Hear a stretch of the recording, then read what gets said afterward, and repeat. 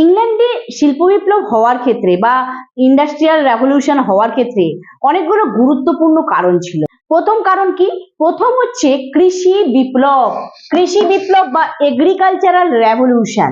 আসলে ইউরোপে যখন নবজাগরণ হয় বা রেনেসা হয় তখন তো ইংল্যান্ডেও হয়েছিল এবং তার ফলে প্রচুর বৈজ্ঞানিক আবিষ্কার হয়েছিল, মানে সায়েন্টিফিক ইনভেনশন হয়েছিল এবং আধুনিক কৃষিক্ষেত্রে আধুনিক যন্ত্রপাতি আবিষ্কার হয়েছিল, অনেক মডার্ন আর কি এগ্রিকালচারাল মেশিনারি তৈরি হয়েছিল এবং তার ফলে কৃষিক্ষেত্রে প্রচুর ফসল উৎপাদন বেড়েছিল।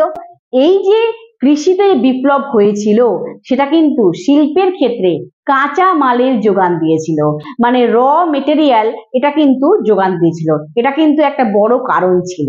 দ্বিতীয় কারণ কি ছিল? দ্বিতীয় কারণ হচ্ছে সুলভ শ্রমিক, চিপ লেবার।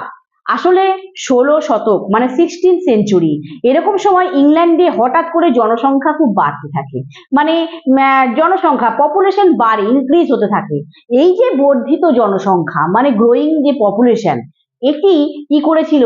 শিল্প বিপ্লব হওয়ার ক্ষেত্রে সাহায্য করেছিল, কারণ শিল্পের জন্য যে সুলভ শ্রমিক বা চিপ লেবার, সস্তায় শ্রমিক যোগান দেওয়ার ক্ষেত্রে সাহায্য হয়েছিল এই জনসংখ্যা বৃদ্ধি হওয়ার ফলে বা গ্রোয়িং পপুলেশনের ফলে।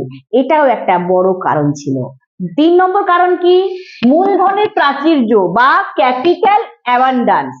অর্থাৎ এই যে 17 শতক মানে 17th সেঞ্চুরি এইরকম সময় ইংল্যান্ড বিশ্বের বিভিন্ন দেশের সঙ্গে বাণিজ্য করতে থাকে, বিজনেস করতে থাকে এবং মুনাফা লাভ করতে থাকে, মানে প্রফিট গেইন করে আর কি।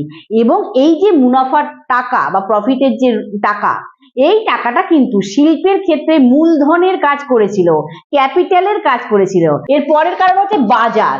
যেহেতু ইউরোপে বিভিন্ন মানে ইংল্যান্ড ইউরোপের বিভিন্ন দেশের সঙ্গে বাণিজ্য করে জয়লাভ করে, মানে ঔপনিবেশিক দ্বন্দ্বে জিতে যায়, মানে কলোনিয়াল যে কনফ্লিক্ট হয় এক দেশের সঙ্গে আরেক দেশের যে একটা উপনিবেশ বিস্তারের জন্য বা বাণিজ্য করার ক্ষেত্রে যে একটা যুদ্ধ হয়, সেই যুদ্ধে কিন্তু ইংল্যান্ড জয়লাভ করে এবং তার ফলে কি হয়? বিভিন্ন দেশে বাজার তৈরি করতে সক্ষম হয় ইংল্যান্ড, মার্কেট তৈরি করে। তার ফলে শিল্প দ্রব্য বা শিল্প পণ্য যেগুলো ইন্ডাস্ট্রিয়াল যে প্রোডাক্ট, সেগুলো কি হলো?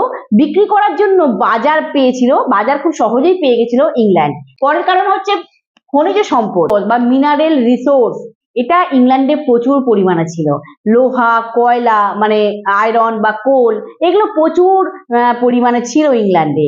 আরেকটা গুরুত্বপূর্ণ কারণ হচ্ছে উন্নত পরিবহন মানে অ্যাডভান্স ট্রান্সপোর্টেশন।